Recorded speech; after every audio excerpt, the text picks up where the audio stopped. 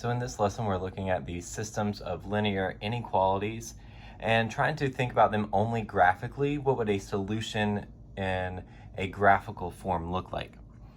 We want to go back to just an equation though. So when we graph an equation, thinking about something like y equals 2x minus 7, the actual graph of the line is what represents the solutions to that linear equation. So every point on the line would be a solution. If you were to graph this 2x minus 7, it has a slope of 2 and a y-intercept of -7. It would start down here and go up something like that. But every point that's on there would satisfy that equation. So we would see something like 4, 1 is a point on that line. If we check it algebraically, x is 4, y is 1. So when I plug that in, we get 1 equals 2 times 4 minus 7, and it comes out correctly that 1 equals 1, so we know that is a solution. However, when we think about an inequality is something that has a greater than, less than, greater than or equal to, less than or equal to. The solution is now represented by an entire region of values. So it's a region of points, not just the actual line. We represent that region by shading.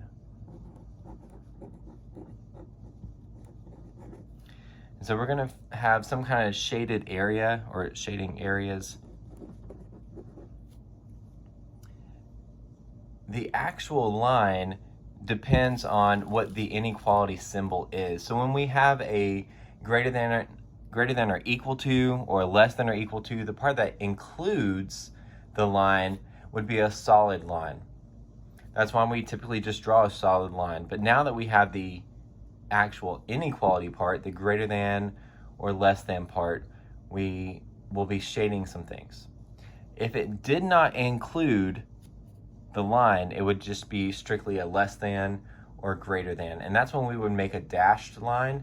That dashed line would serve as a visual of the actual boundary, but it would not include the points that are on that line. When we have a greater than symbol, we're going to shade above, and when we have a less than symbol, we'll shade below.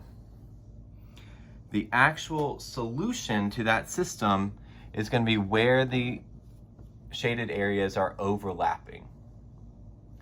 So let's just remind ourselves about graphing lines a little bit. It's helpful when it is in slope-intercept form. So let's make that note for a second. Helpful when in slope-intercept form.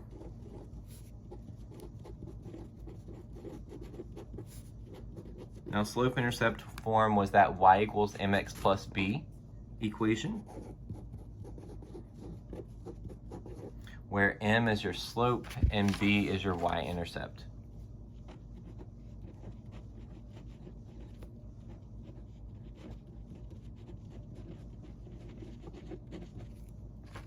If we look at this first system, we have two inequalities here that we're going to graph. The first one is in slope-intercept form. It's just y is less than or equal to 3/4 x minus 2. What that tells me is that the y-intercept is -2, so I'm going to put our point there. And then we're going to use that point and graph the slope of 3/4. So from that point, I'm going to go up 3, 1, 2, 3, and over 4, 1, 2, 3, 4. So that's that rise over run, rise 3, run 4. And continue that same pattern from each point. So 1, 2, 3, 1, 2, 3, 4. That's about as far as I can go on the right side. We can also go backwards, but that would mean we need to go down 3, 1, 2, 3, and run backwards 4. So go 1, 2, 3, 4. Same situation, go down 3, 1, 2, 3, and backwards 4. We get the points that or some of the points that make up that line. This is a less than or equal to symbol. So that right there is what tells me it's going to be a solid line. So we're just going to connect our points. If we just had y equals 3/4 x minus 2, that's our graph. But we want the values that are less than that line. So any points that are less than would be below the line. And I'm going to lightly shade right now because we're eventually looking for the overlap. So you can kind of see that there's a small shading underneath that line. Then we have the second inequality of y is greater than -5. This doesn't have an x with it, it's a constant function, so just y equals -5 would look like a straight line at -5 on my y-axis. But because we don't have the equal to, it's not including the line. So we're going to make a dotted line or a dashed line. So at -5 here on my y-axis, we're going to go through -5 and make our dotted line. Now this inequality is greater than, so we're going to shade above the line. That would be anything above.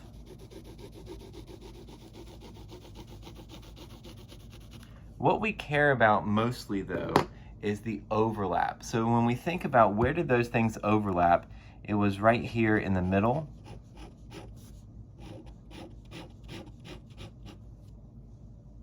And you would really want to erase all the other shading because this is the only solution region. Any point that is in that shaded area would be a solution to that inequality. And we would do the same thing with this second one. So we have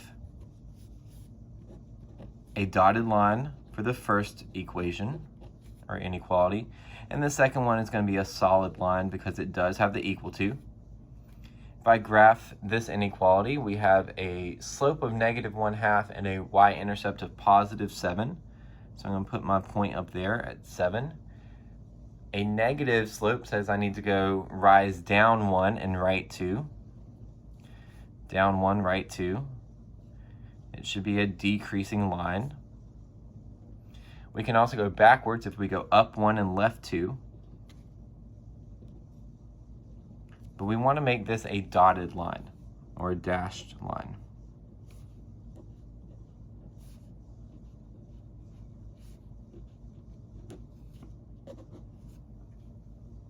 We're looking for values that are greater than that line. So if you pick a point and go above it, that would be all of this area above. Then we have this second one. I'm not going to shade yet, but with the second one is x is less than or equal to 3. Now an x equals line, if we need that note, an x equals number is a vertical line. So I'm going to go to when x is 3 on my x-axis, and I'm making a solid line for when x is 3. We care about when x is less than that value, and that would be to the left. We can't really go below a vertical line, but we can go to the left because all of these x values are smaller than 3. So if we remember what we were looking for, we're going to the left of this vertical line, but above the dotted line. And that would give me this area right here in the middle. So our solution region is anything in that shaded area.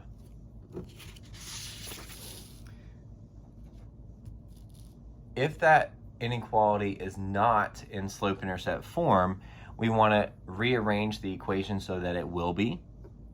I'm going to look at that top equation, 4x plus y is greater than or equal to -2. If I rearrange that to get y by itself, all I need to do is move the 4x.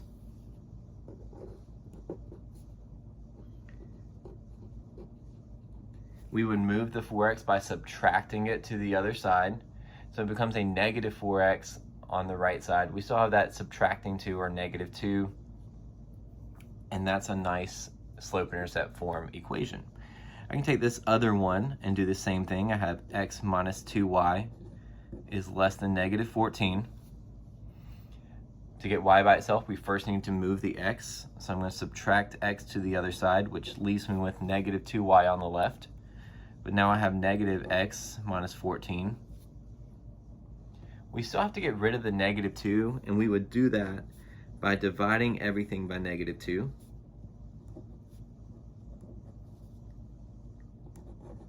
When we divide an inequality, we talked about this in one of the other videos, it flips your inequality symbol. So now this is going to say is y is greater than, and we think about this fraction, that's a negative 1 over negative 2, which becomes a positive 1/2 x. Negative 14 divided by negative 2 is positive 7. So we have a positive 1/2 x plus 7. This one is a dotted line, or a dashed line, whichever one you want to call it, and this is a solid line. So when I graph them, it doesn't matter which order you graph them in. I'm going to go ahead and do the first one that we had that starts at negative 2, and it has a slope of negative 4. That means I'm going to go down 4 over 1. So 1, 2, 3, 4 over to the right 1, down 4, right 1. Then we can go backwards and go up 4, left 1. This is a solid line, and you can use a ruler if you want to be exact. But we are shading above since it's greater than. It's a little harder. Sometimes people get confused on above when it's so steep, but just pick any point and go above it. You can go just directly above, just do a straight line. So all of these would be above. You can kind of see the yellow arrows that I was drawing. And then we go to the other equation. So it starts at positive 7. It has a slope of 1/2, so I'm going to go up 1, right 2, up 1, right 2, and keep going as much as we can. Then we'll go backwards, go down 1, left 2, down 1, left 2, and keep going. Again, this is dotted, so we're going to try to make a dashed line here.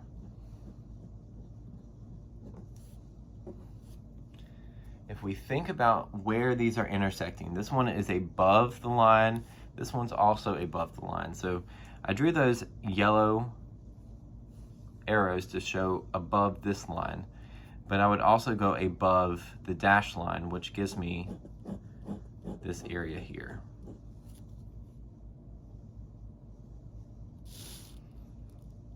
All right, so if you want to pause the video, go ahead and try number 4 completely on your own. And then when you're ready, you can check your work by pressing play. So what we do with this first one, we would solve for y. I'm going to subtract x, which makes it a negative x plus 7. But then we divide by negative 1. Dividing by negative flips our inequality. Negative 1 divided by negative 1 becomes positive, and positive 7 divided by negative 1 is now negative 7. So we have y is greater than x minus 7. That's a dotted line.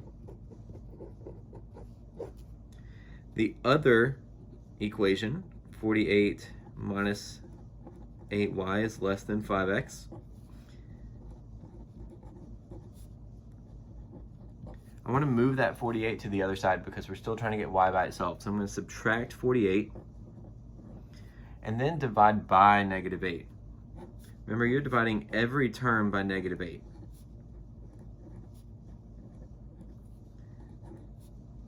So we have y is less than a negative 5/8 x, but a positive 6 plus 6.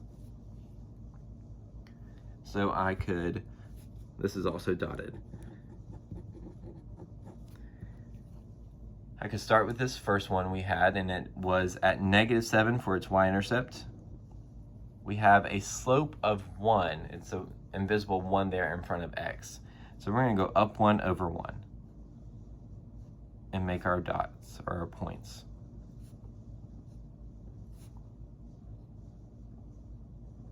We can go down 1, left 1. This is a dotted line.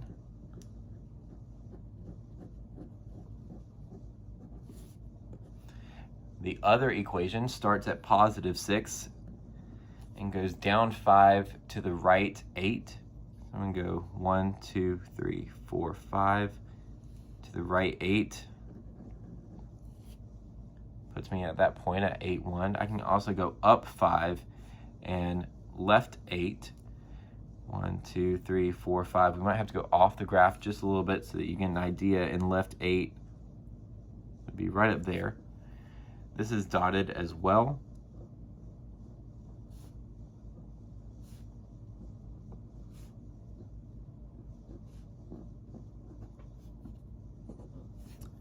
And we check the shading for it. We are above this dotted line, the bottom one. So we're going to be above it. And we are below the other one. So it is looking at, we are not below. Sorry, I caught a mistake. Hopefully you caught that before I did. That should actually be a greater than symbol. I forgot to flip my inequality. So it happens. We'll all make that mistake. I'm glad I caught it before I started shading. But if we are above both of them, above and above, that would be this area here. The last one has 3 inequalities, and we could really have as many as they wanted to give us. The first one, there's nothing to do. It's already set up in slope-intercept form, kind of. So y is greater than -7, done with that one. If you want to write it separately, you can. We have a second one that's 3x minus y is greater than or equal to 4. I'm going to move my 3x over. And then divide by -1. Flip our inequality this time, make sure we remember. Makes that positive 3x and -4. The last one is 2 is greater than or equal to x. You can also reorder that. If I flip it all the way over, that would flip our inequality and just make that x is less than or equal to 2. So either way you want to read that, 2 is greater than or equal to x, which means x is smaller, so x is less than or equal to 2. All right, there's our solid line for the x, a solid line for that middle one, and a dotted line for the last one, or for the first one, really. So I'm going to start with that y is greater than -7. That's on my y-axis, find -7, and I'm making a horizontal line that's dotted.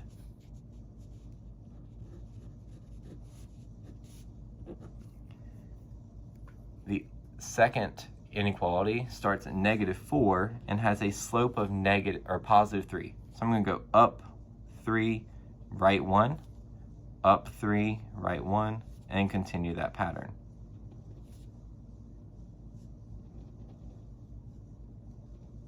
We can go down 3, left 1, down 3, left 1. This was a solid line, so make sure you fill it all the way in. The last one is a vertical line at +2. It is also solid.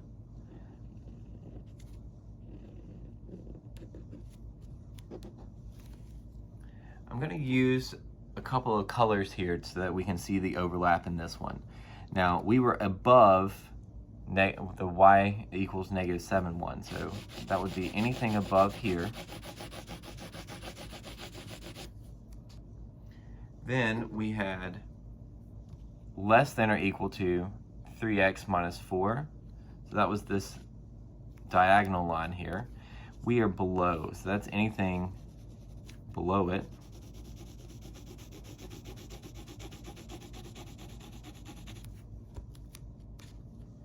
And the last part is going to be to the left. Since we're doing x is less than or equal to 2, that'd be to the left here. It's hard to see, and that's why we don't really love to color everything. but we want to find where's that overlap, and it's this little triangle here in the middle. And that's the part that we would be looking for as the solution region. You could find any point in that solution region and it would be valid for that entire system. So if I said, is 1, -5 a solution to the system?